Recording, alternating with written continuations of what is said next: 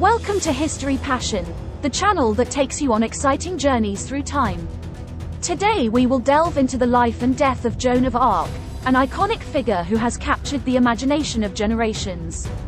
Was she a simple peasant girl or a divine messenger?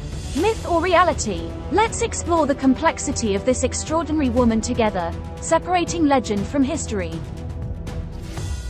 Biography. Joan was born in 1412 in Domremy, a village in Lorraine, during a dark time for France. The 100 Years' War against England was raging, leaving the country torn apart and devoid of hope. At the age of 13, her life changed radically. She claimed to have received visions from God, Archangel Michael, Saint Margaret, and Saint Catherine, who ordered her to lead France to victory. Her exploits. Despite her humble origins and young age, Joan showed incredible tenacity and courage. She won the trust of the Dauphin Charles VII, who allowed her to lead the army in epic battles. Her presence in armor, with her white banner, inspired the soldiers and turned the tide of the war. Among her most memorable achievements is the Siege of Orleans in 1429, where her leadership was decisive for the French victory. Trial and death. Captured by the Burgundians in 1430, she was sold to the English and put on trial for heresy. The trial, a political and religious farce orchestrated by her enemies, was based on spurious charges such as cross-dressing and witchcraft. Condemned to be burned at the stake, Joan died in Rouen in 1431 at the age of 19. Her unjust death fueled the legend and transformed her into a symbol of martyrdom and patriotism. Myth and reality. Over the centuries, the figure of Joan of Arc has been shrouded in legend, distorting her true essence.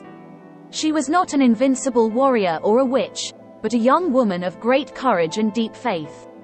Her voices were nothing more than the manifestation of her religiosity in a historical context dominated by spirituality. Literature, cinema, and TV. Her story has inspired countless literary, cinematographic, and television works, from Shakespeare to Luc Besson's The Messenger, the story of Joan of Arc. Among the most famous representations are Voltaire's epic poem, La Pucelle d'Orléans, 1752, and Verdi's opera, Giovanna d'Arco, 1845. In 1999, a Canadian television series, Joan of Arc, chronicled her life, from birth to death. It makes no claims to historicity, nor rational hypotheses. It doesn't add many fictional elements to the story, but it relies heavily on some writings and respects them quite faithfully. Politics and diplomacy.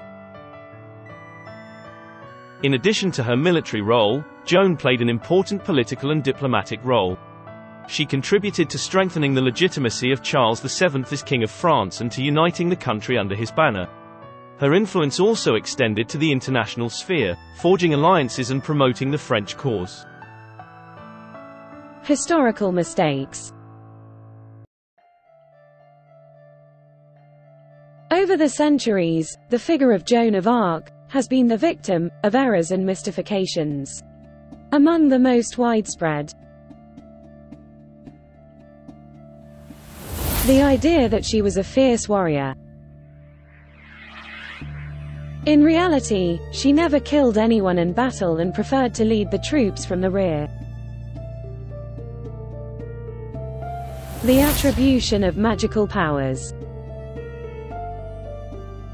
Her voices were the result of deep religiosity and not supernatural powers. Her portrayal as a coarse and illiterate woman. She was intelligent, skilled in communication, and capable of holding her own against theologians and men-at-arms.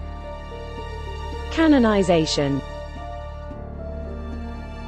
Joan of Arc's trial was reopened in 1456, annulling the condemnation for heresy. She was beatified by Pope Pius X in 1909 and canonized by Pope Benedict XV in 1920. The Sisters of Saint Joan of Arc are a female religious institute of pontifical right. The congregation was founded in 1914 in Worcester, Massachusetts, by Assumptionist Marie Clement Stowe to serve priests. In 1972, the congregation received the Pontifical Decree of Praise, with which the Vatican granted ecclesiastical recognition. In 2007, Pope Benedict XVI proclaimed her Patroness of France. Alternative hypotheses. Some historians have put forward alternative hypotheses about some aspects of her life, among the most controversial. The nature of her voices. Some scholars consider them auditory hallucinations, while others interpret them as a form of epilepsy or psychosis. Her influence on the war. Some historians minimize her military role, while others consider her a key figure in the French victory. Her death. Some hypothesize that she was executed for political reasons, while others argue that her condemnation for heresy was legitimate. Joan of Arc remains an icon of hope and courage, an example of how faith and determination can change the course of history. Her legacy, between myth and reality, continues to fascinate and inspire the world. If you want to learn more about Joan of Arc, leave a comment below. If you enjoyed it, leave a like, and subscribe to the channel, so you don't miss our next trips through time. Thanks you for watching.